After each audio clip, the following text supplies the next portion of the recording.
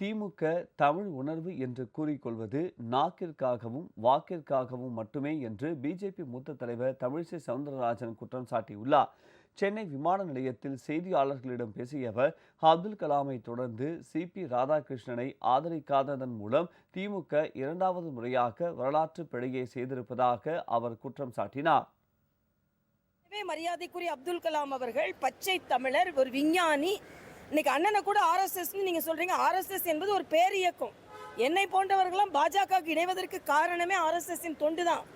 ஆனா இன்னைக்கு ஏதோ உங்க ஊழல் குற்றச்சாட்டு உள்ள அமைச்சர்களை வைத்துக்கொண்டு ஆர்எஸ்எஸ் குறை சொல்கிறீர்கள். சரி, அப்துல் கலாம் அவர்களை ஏன் நீங்க ஆதரிக்கல? அவர் தமிழர் தானே.